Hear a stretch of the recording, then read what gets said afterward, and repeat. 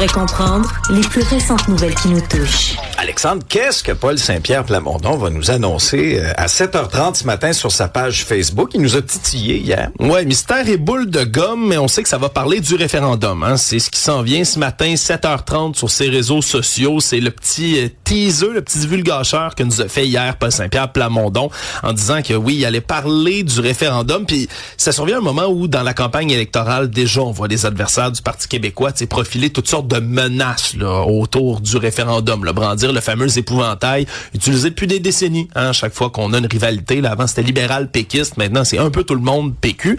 Et là, va préciser, selon certaines informations là, qu'avancent divers médias, il serait pas question de reculer sur l'engagement de faire un référendum dans le premier mandat du Parti québécois. Mais il pourrait venir préciser quelque chose autour du mandat de Donald Trump, hein, qui est une incertitude qu'il a déjà adressée en parlant là de cette espèce de peur qu'on avait à l'international tant et aussi longtemps que M. Trump sera en place. Donc, pourrait peut-être attendre la fin du mandat de Donald Trump, qui doit survenir évidemment avant la fin d'un premier mandat éventuel du Parti québécois, s'il venait à gagner les prochaines élections. Donc, on pourrait comme attendre qu'il parte, voir le contexte, annoncer un référendum. Dans tous les cas, il va le préciser tout à l'heure à 7h30. Restez des nôtres à l'émission, bien évidemment. Là, je vais regarder ses réseaux sociaux à la loupe pour être capable là, de voir qu'est-ce qu'il va nous écrire tout à l'heure. Bon. Je ne vois pas, moi, personnellement, un scénario où PSPP, ce matin, va reculer là, sur sa position de référendum. Je crois que ce serait une erreur monumentale.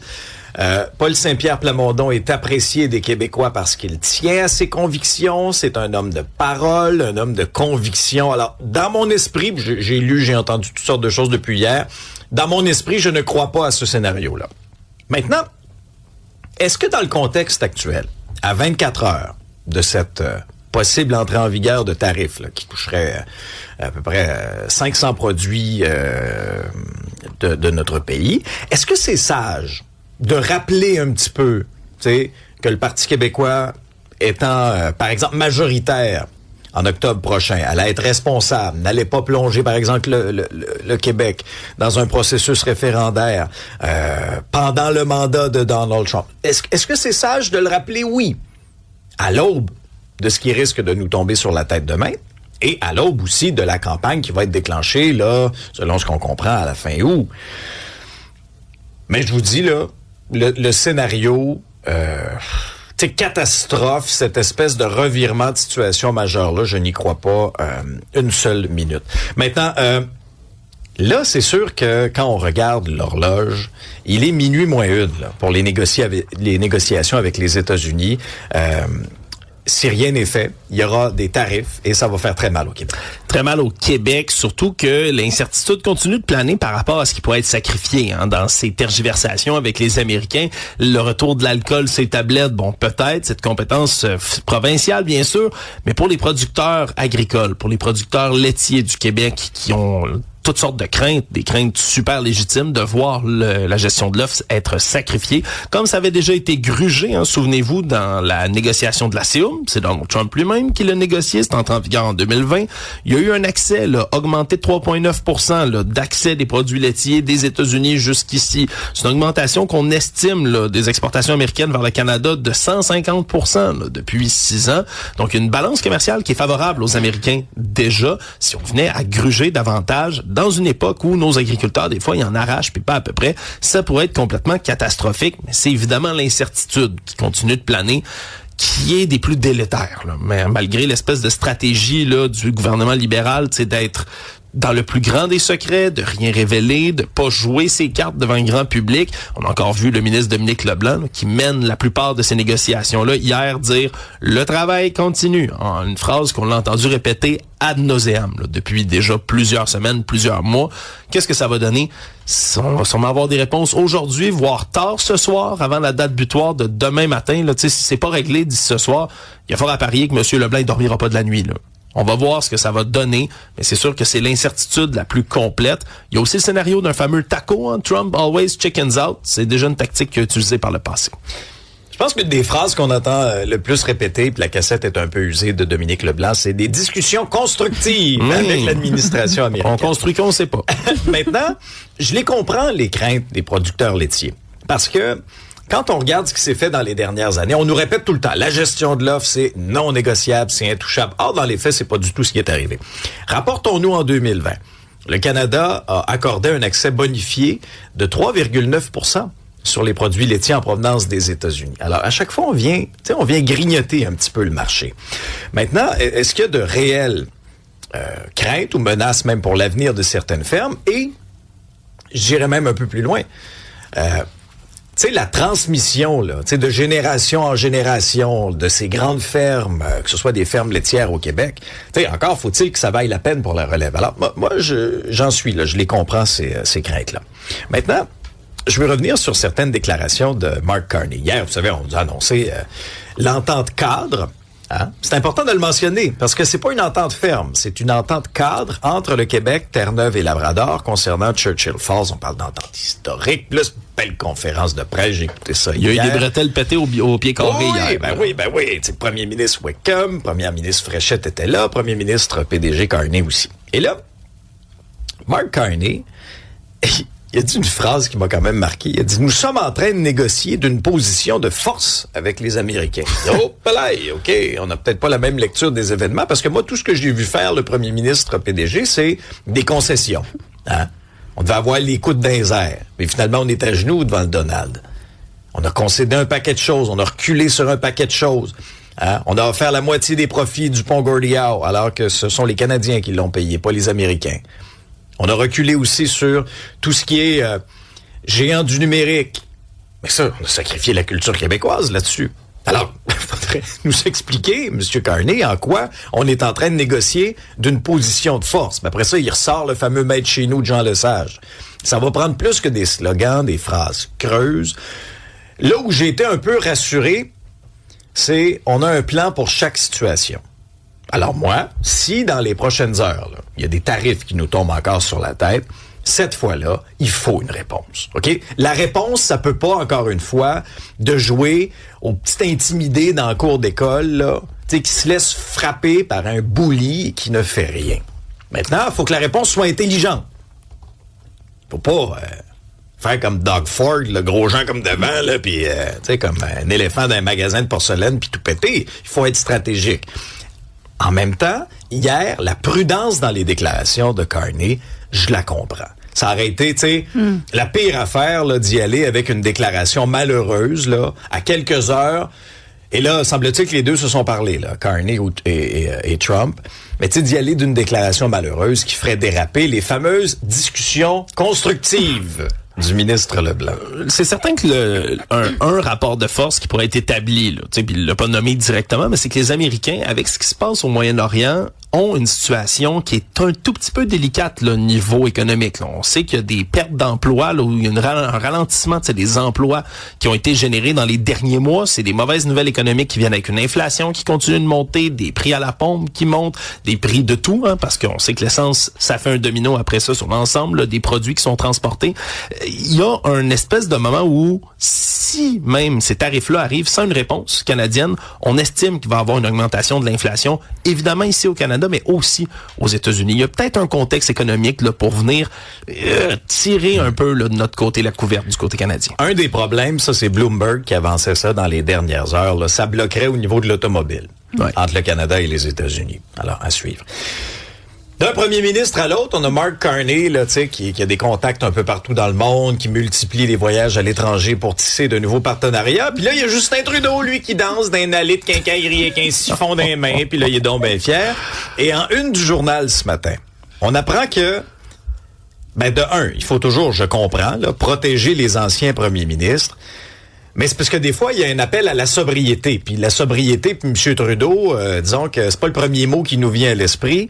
Et le bureau d'enquête nous révèle que la fameuse tournée, là, Trudeau-Perry, là, que ce soit des conférences, que ce soit pour des spectacles, que ce soit pour des vacances, de la crème solaire, ça coûte un bras aux contribuables, encore une fois. Ouais, je fais mon mea culpa parce qu'hier, je disais que moi, j'étais divergent d'opinion. J'ai trouvé mignon. Mais oui, c'est correct, j'ai aimé ça. Je l'ai défendu. J'aime ça, moi, que M. Trudeau et Katy Perry se soient trouvés, qu'il a l'air heureux. Et ça, parenthèse, Alex, c'est la preuve que toutes les opinions sont les bienvenues. Ben oui, mais je ne savais pas que la petite danse dans les allées du Home Hardware, ça allait coûter X nombre d'argent, puis qu'il y avait des agents de la GRC placés à toutes les portes du Home Hardware pour s'assurer qu'il n'y a personne dans les allées qu'un gars à clou qui attaque M. Trudeau. Les agents de la GRC n'ont pas les toilettes bouchées, là. C'est essentiel. C'est certain. C'est complètement fou, ce dossier-là, que notre bureau d'enquête avance, parce que il y a de manière permanente des agents de la GRC qui continuent encore et toujours de couvrir M. Trudeau dans tous ses déplacements. Puis il y en a qui sont politiques. Pensons, en janvier dernier, il est allé au Forum économique de Davos, en Suisse. Il a été conférencier invité en Norvège, à Singapour. Ça, c'est super bien. Mais après ça, il a fait des voyages privés avec Katy Perry, avec ses enfants, des petites vacances en Italie, des vacances à Saint-Tropez, des concerts de Mme Perry au Japon, en Allemagne, on s'en va en Californie, on fait des sorties en bateau. Puis ça, le problème, c'est qu'à chaque fois, ça prend 2, 3, 4 agents de la GRC qui sont déjà dans des effectifs réduits, qui vont les suivre absolument partout, là. Puis tout ce qui est repérage, ça coûte extrêmement cher, imagine ça prend des heures. Là. Mais c'est ça, c'est complètement fou. Ici, ils se déplacent à Coachella. Pensez-y, il y a des agents là, qui doivent évaluer tous les risques, regarder le plan de la foule, prendre contact avec les organisateurs là-bas, la sécurité sur place, s'arrimer avec ça, faire une entrée, faire une sortie. Juste au Québec, quand il y a le premier ministre, par exemple, vient dans un restaurant, là, à quel point il y a un déploiement avant, pendant, après. On en a été témoins d'ailleurs, toi et moi. Oui. Hein? Quand on est allé souper, à un moment donné, avait un spectacle. C'était Les Misérables, il me semble. Avant d'aller aux Misérables, Mme Fréchette était là. Oui. Mme Fréchette était au même restaurant que nous. Puis d'après moi, ils sont allés faire du repérage la veille. Ils faisaient ça dans le temps en Estrie. Là. Moi, quand je connaissais les propriétaires de restos, là, souvent, les visites se faisaient 2 jours avant. La journée même, c'est beaucoup de monde. Là. Et M. Trudeau, quand il était au pouvoir, là, c'est un des services de sécurité qui coûtait le plus cher. Là. Bon, on peut amener l'indexation là-dedans, là, puis l'inflation, mais ça coûtait à peu près 30 millions de dollars par année là, de surveillance autour de Justin Trudeau, plus que Jean Chrétien, Stephen Harper, Brian Mulroney, parce que il y a eu un nombre record de menaces. Là. Souvenez-vous, là, Justin Trudeau s'est fait beaucoup haïr, là, suivant la pandémie particulièrement. Plus controversé que Brian Mulroney. Ouais, exactement. Beaucoup de menaces de mort. Il y a encore là, d'autres premiers ministres qui continuent d'avoir une certaine protection, là, dont ceux que j'ai nommés, là, Stephen Harper, Jean Chrétien. Il y en a, Joe Clark, John Turner, eux, avaient renoncé à ça. Avaient dit, moi, j'ai pas besoin d'être protégé.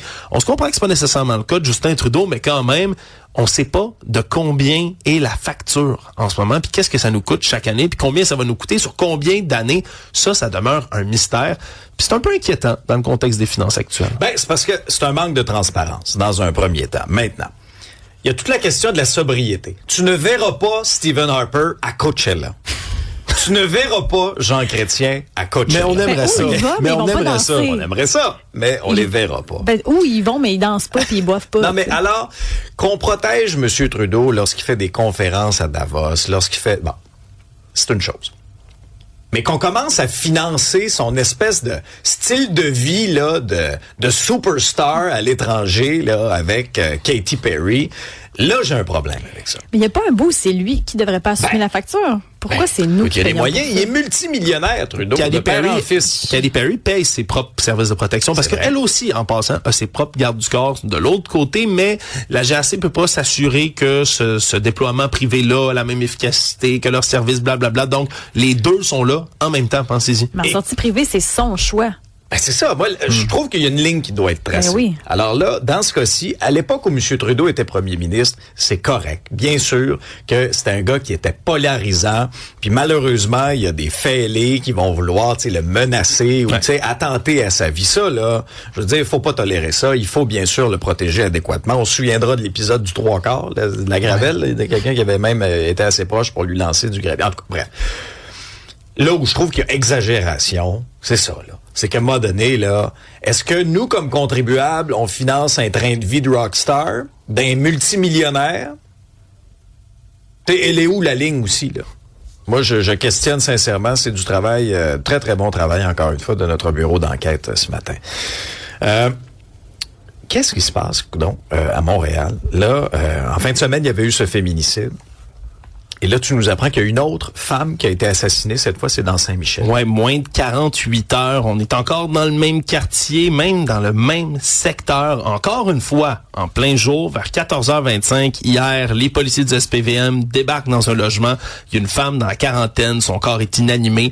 On a constaté immédiatement son décès tellement elle avait beaucoup là de plaies ouvertes. Là. Elle a été poignardée partout dans le thorax, puis c'était suffisant pour qu'on essaie même pas de la réanimer. Il y a un homme dans la trentaine aussi qui était gravement blessé par arme blanche dans le même logement, transporté à l'hôpital dans un état grave. On craint pour sa vie. Et là, ce qui est difficile, c'est qu'on n'a aucune idée des liens qui unissent l'homme et la femme en question. La police refuse de dire si l'homme est considéré comme une victime ou comme un suspect, parce qu'il y a des comparaisons qui sont assez glaçantes là, entre ce qui est survenu durant la fin de semaine et cet incident-là. Là, on parle du meurtre. Maintenant, on connaît l'identité de Lekena Singh, une immigrante cambodgienne de 44 ans, poignardée sur la 9e avenue par son conjoint Can Boing, qui est toujours pas accusé de meurtre là, à ce point-ci, parce que son état de santé est encore trop précaire. Lui, ça a été confirmé, a tenté de s'enlever la vie en retournant l'arme contre lui. Est-ce que c'est le cas aussi de l'homme qui était dans le logement, dans le cas qui nous intéresse hier? Tout ça reste à prouver. Mais ce serait survenu en présence d'enfants dans le logement. Et ça déclenche tout un processus affreux, là, parce que de un, on se comprend que tu as des enfants qui sont complètement traumatisés pour le restant de leur jour. Mais en plus, il va falloir que les enquêteurs leur parlent. Puis là, ça nécessite toutes sortes de techniques, de douceur, pour être capable d'amener les enfants à expliquer ce qu'ils ont vu. J'ai hâte d'avoir plus de détails sur cette histoire-là. Est-ce que c'est un autre féminicide, un deuxième dans le même secteur, dans le même quartier, à Montréal, en moins de 48 heures? Disons que là, si ça se confirme, il va falloir qu'il y ait des sonnettes d'alarme là, qui s'allument quelque part sur le tableau de bord du gouvernement. Là. On ne dira jamais assez, là, mais si vous êtes dans un contexte de violence conjugale, fuyez, il ne changera pas. Si vous êtes un homme qui est aux prises avec ce genre de rage-là, allez consulter. Ça presse. Vous avez un problème. Attendez pas, là. C'est là. Sincèrement, et on est sur une séquence épouvantable, Alexandre. Sincèrement, là, on n'a même pas terminé le mois d'août. Et déjà, il y a eu plus de féminicides que dans toute l'année passée. 12 comparativement à 9 dans la dernière année. Si celui-là, ça va être un autre féminicide, ça sera un 13e. Imaginez-vous, là, c'est un bilan qui continue de s'alourdir. Et je réitère, on s'en va en campagne électorale. Puis là, on va parler d'un paquet d'enjeux. Oui, le coût de la vie, bien sûr. Oui, la santé, bien sûr. L'éducation, les priorités habituelles. Ben, tu sais, la vie humaine, là, ça a une grande valeur aussi. Puis combien de fois on a entendu ici, à notre micro, des intervenants, des maisons d'hébergement, nous dire « on n'a pas les ressources nécessaires pour faire face à ce fléau-là ». Il faut que ça devienne une priorité. Il faut que ça devienne, dans le contexte, une priorité. Maintenant, Isabelle, on est content d'apprendre ça dans le journal ce matin. On a de nouveaux détails, un peu plus de détails sur la programmation de Cube Radio. Il y avait tellement de questions sur la messagerie texte. Bon, il y a quelques indices qui ont été dévoilés quand même sur notre programmation dans les dernières semaines. Là, comme oui, il y avait certaines publicités qui roulaient. Oui, vous étiez rassurés. Oui, là. Même depuis le début de l'été, là, il y a Mario Dumont qui est de retour, Benoît Dutrisac qui est de retour, Richard Martineau qui est de retour et cette nouvelle émission qui attire les passions. Oui. Hein? Il y a eu du coulage quelque part, mais officiellement, Marois Risky fait son entrée à Cube à compter du 5 octobre. Elle va co-animer avec Rémi Villemur. Rémi Villemur qui a animé tout l'été avec Karim Abri, qui a eu d'excellents commentaires sur la messagerie. Marois Risky qui va rester quand même députée indépendante jusqu'au 5 octobre et par la suite, elle va prendre les ondes de Cube. Elle a choisi, au fait, elle a dit qu'elle s'est fait approcher par tout le monde. Tout le monde lui a fait des propositions, mais elle a choisi Cube parce qu'elle a fait ses premières interventions, entre autres comme fiscaliste sur le canal Argent. Donc, elle a choisi Québécois. Elle veut la diversité d'opinions, débattre sainement. Elle va intégrer également l'émission de Benoît Dutrisac. Puis elle dit en entrevue au journal, Benoît, mon préféré, ça fait plusieurs années qu'on se connaît. C'est un homme avec qui j'aime énormément débattre. Puis c'est là qu'elle raconte que tout le monde l'a approché puis que son cœur a choisi Cube Radio. Ça fait grand bruit. C'est une programmation qui va commencer lundi. J'ai hâte de voir comment ça... C'est comme une fébrilité, là. Tu sais, alors qu'on parle d'articles scolaires, puis on aiguise nos crayons, puis on identifie nos cahiers scolaires, on dirait qu'on se sent un peu comme ça avec la radio. Ben, moi, je trouve que c'est un très bon coup de la part de nos patrons. Oui. Marois Risky, c'était probablement une des parlementaires que j'appréciais le plus par son franc-parler, par son intelligence aussi. Souvenez-vous, dans les périodes de questions, là, entre autres, lorsqu'elle était critique en matière d'éducation, à quel point elle talonnait le ministre de l'Éducation. Alors, ça va être du vrai bonbon, là. Avec Rémi, ça va être super. Ben oui, Rémi qui s'est démarqué dans la programmation estivale, ça c'est clair. Et j'ai très, très hâte de l'entendre avec Dutrisac. Oh. Ça va faire des flémèches. Ça va être très, très bon. Alors oui, vraiment, c'est un bon coup. Et quand on regarde aussi, tu sais, on a souvent le baromètre des personnalités politiques les plus appréciées au Québec. Ben, Marois Risky, elle incarne ça. Elle incarne aussi l'intégrité, Marois Risky. Bien sûr. Hein, avec tout ce qui s'est passé au Parti libéral. Alors, c'est une rentrée radiophonique qui va vraiment bousculer, disons, les codes cette année à Cube. Elle arrive aussi avec tout un bagage. Là. Oui, bien sûr, ces années à l'Assemblée nationale, mais c'est une avocate fiscaliste. Elle a été professeure, très engagée. Elle veut retrouver une espèce d'équilibre travail-famille aussi. Je trouve qu'elle va apporter un souffle nouveau qui va faire du bien. Alors, bienvenue, Marois!